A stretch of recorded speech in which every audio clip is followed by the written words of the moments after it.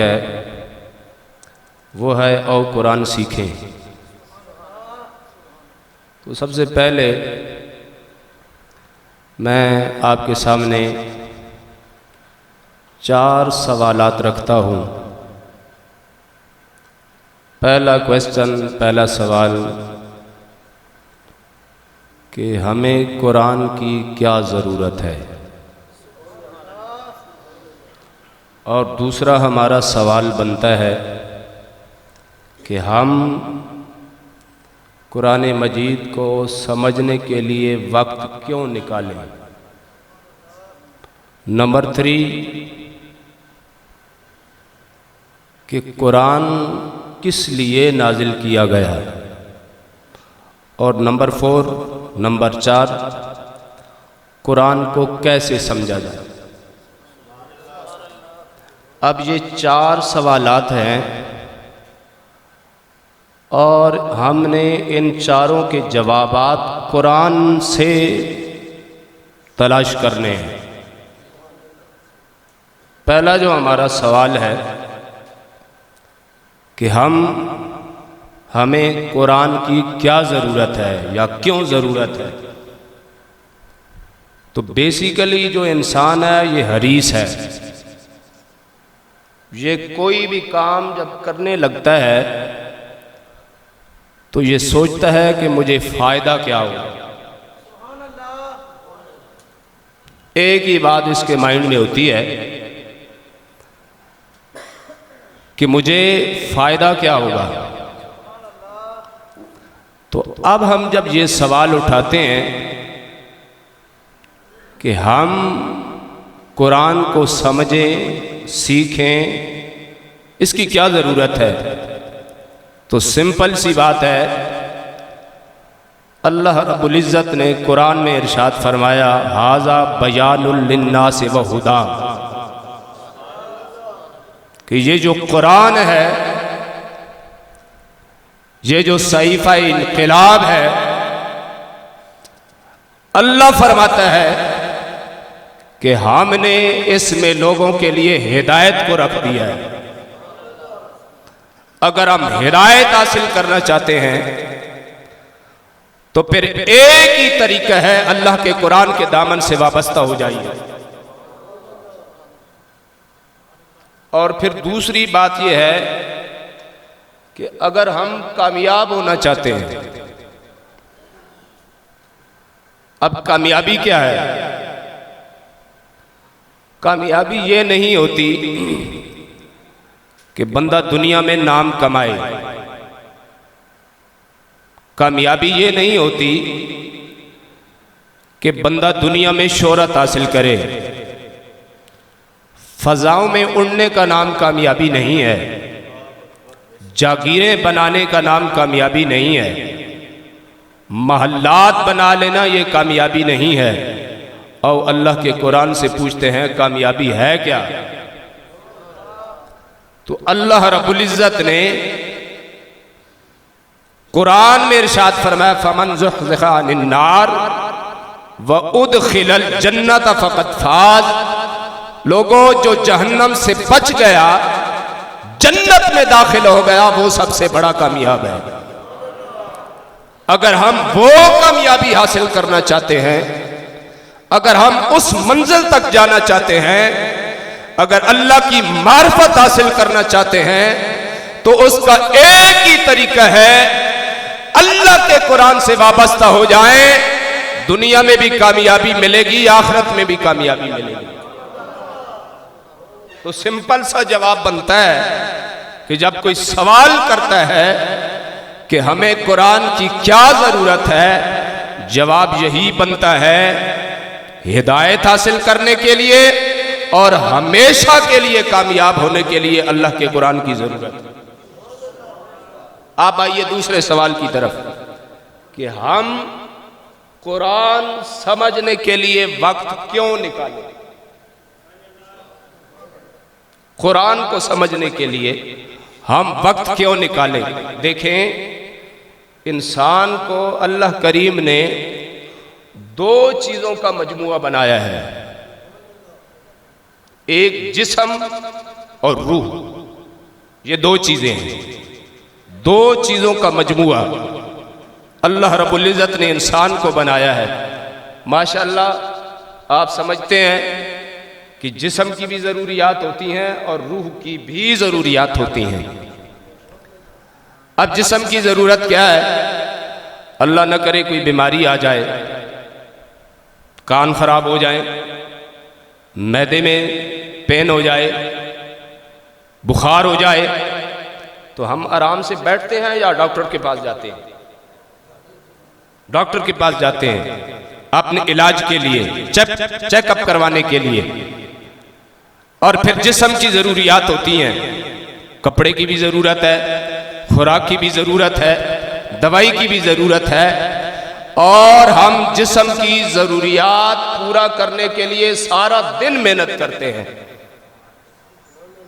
बेनी इसी तरह रूह की भी बीमारियां हैं, और वो क्या है? हसद रूह की बीमारी है,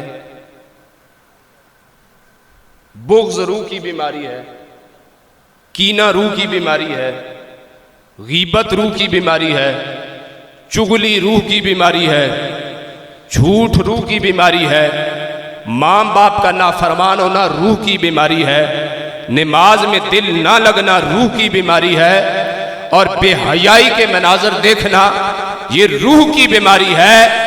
जिस तरह हम जिस्म के इलाज के लिए डॉक्टर के पास जाते हैं, बेऐने ही इसी तरह जब रूह को बीमारी लग जाए फिर और कहीं नहीं जाना पड़ेगा, अल्लाह के कुरान के पास आना पड़ेगा। अगर हम चाहते हैं कि हमारी रूह को तहारत मिल जाए, हमारी रूह को पाकीज़गी मिल जाए, और हमारी रूह रूहानी बीमारियों से बच जाए, तो फिर एक ही तरीका है, अल्लाह के कुरान के पास हम आ जाएं। और अल्लाह का कुरान ऐलान कर रहा है, जवाब दे रहा है, फरमाया वनुनज़्ज़िलु मिनल कुरान मा हुवा शिफाउन व रहमतुल लिल मुमिनीन। फरमाया ये कुरान हमने नाजिल फरमाया है, इसमें शिफा भी है, मोमिनों के लिए रहमत भी है, मोमिनों के लिए शिफा भी है। अब मैं आपके सामने एक मिसाल रखना चाहता हूं।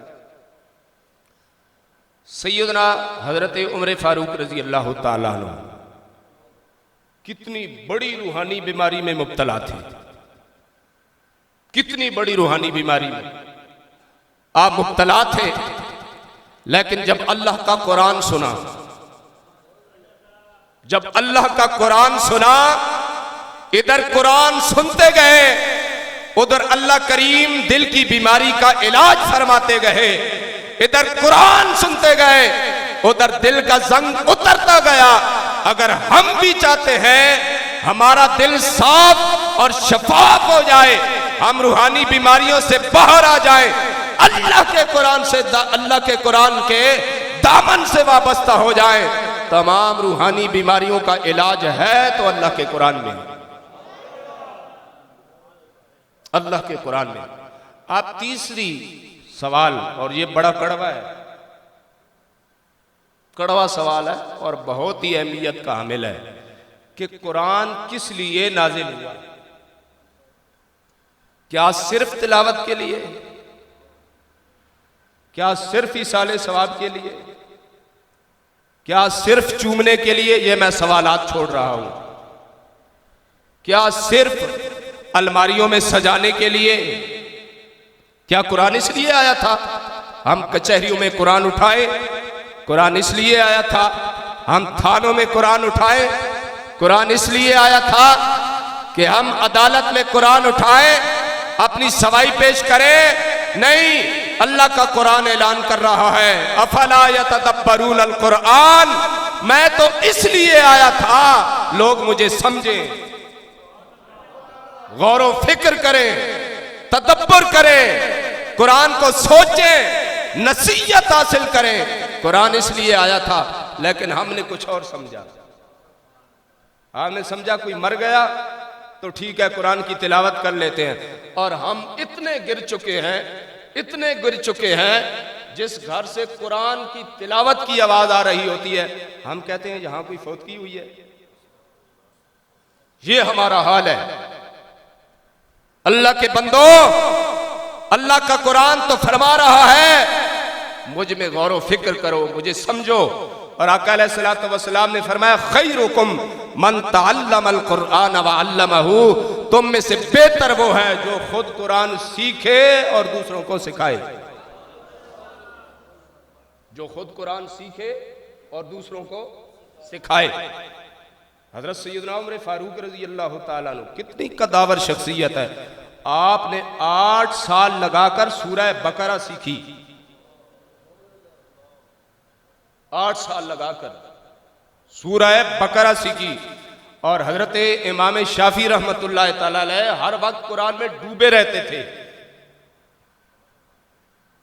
हजरत उमर बिन अब्दुल अजीज रजी अल्लाह ताला अन्हु अपने एक दोस्त के पास जाते हैं,